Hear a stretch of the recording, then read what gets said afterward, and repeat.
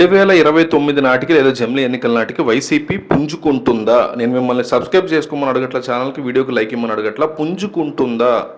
ఖచ్చితంగా పుంజుకుంటుంది, అంత సీన్ లేదు. ఈ రెండిట్లో ఒకటి కామెంట్ చేయండి, ఎందుకంటే ఇది చాలా ఇంపార్టెంట్ సర్వే చేస్తున్నాం, చాలా దూరం వెళ్తుంది ఈ సర్వే, చాలామంది చూస్తారు మీ కామెంట్లు. సో మిస్ అవ్వకుండా కామెంట్ చేయండి. 2029 ఎన్నికల నాటికి వైసీపీ మళ్ళీ పుంజుకుంటుంది, అంత సీన్ లేదు. ఈ రెండిట్లో ఒకటి కామెంట్ చేయండి. ఆంధ్రప్రదేశ్లో పాలిటిక్స్లో ఏ పార్టీ అధికారంలో ఉన్నా సరే రిజర్వ్డ్ నియోజకవర్గాల మీద అగ్రవర్ణాల ఆధిపత్యం కొనసాగుతుంది. అది వైసీపీ కావచ్చు, టీడీపీ కావచ్చు, మరేదైనా పార్టీ కావచ్చు. గత కొన్ని దశాబ్దాలుగా జరుగుతున్నది ఇదే. రాజ్యాంగం ప్రకారం రిజర్వ్డ్ నియోజకవర్గాల్లో వారిని మాత్రమే అభ్యర్థిగా ఎంపిక చేయాల్సి ఉన్నందున వారిని తప్పనిసరి పరిస్థితుల్లో ఎంపిక చేస్తున్నారు. గెలిచిన తర్వాత అధికారంలో ఉన్న పార్టీకి చెందిన అగ్రకులానికి చెందిన నేతల ఆధిపత్యం ఆ నియోజకవర్గాల్లో ఉండడం, ఎస్సీ ఎస్టీ వర్గానికి చెందిన ఎమ్మెల్యేలు నామమాత్రంగా మిగిలిపోవడం కొన్ని దశాబ్దాల నుంచి జరుగుతున్నటువంటి తంతు.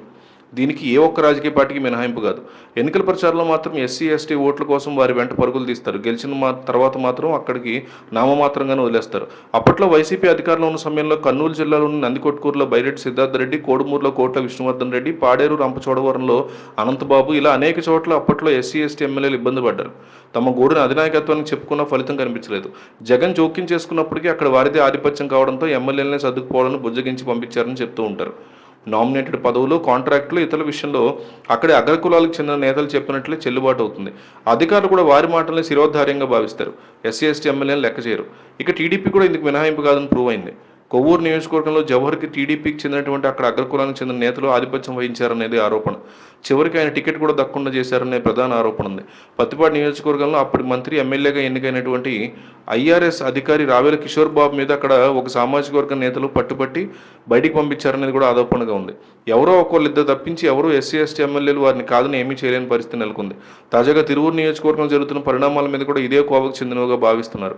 కొలిక్పూడి శ్రీనివాసరావు మీద ఎంపీ కేశినేని చిన్ని ఆధిపత్యం చూస్తుంటే స్వతంత్రం వచ్చి నీళ్లు కావస్తున్న దీనికి మాత్రం తెరపడే అవకాశం ఏమాత్రం కూడా లేదన్నట్టుగా వస్తుంది. అయితే ఇందులో వైసీపీకి శ్రేణులకి బిగ్ బ్రేకింగ్ న్యూస్ ఏంటంటే, ఇప్పటికైనా సరే నియోజకవర్గాల్లో ఉన్నటువంటి అగ్రవర్ణాలు, వైసీపీకి చెందిన వాళ్ళు కావచ్చు, టీడీపీకి చెందిన వాళ్ళు, అన్ని పార్టీల వాళ్ళు ఉంటారు దీంట్లో.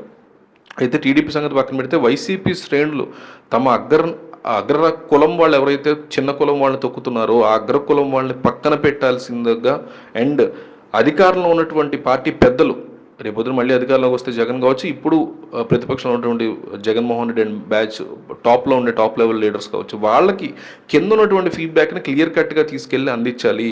ఇలా గనక అందివ్వగలిగితే రానున్న ఎన్నికల్లో జగన్ మళ్ళీ, వైసీపీ మళ్ళీ పుంజుకునే అవకాశం ఉంది అనే మాటలు చాలా స్పష్టంగా క్లియర్ కట్గా అనాలిసిస్లో విశ్లేషకుల నుంచి వినిపిస్తున్నటువంటి మాట. మరి మీరేమంటారు? ఇవన్నీ చేస్తే 2029లో వైసీపీ మళ్ళీ పుంజుకుంటుంది, ఖచ్చితంగా పుంజుకుంటుంది, అంత సీన్ లేదు. ఈ రెండిట్లో ఒకటి కింద కామెంట్ చేయండి. నేను మిమ్మల్ని లైక్ చేయమల్లా, సబ్స్క్రైబ్ చేయమల్లా ఒక కామెంట్ అడుగుతున్నా, మిస్ అవ్వకుండా చేయండి.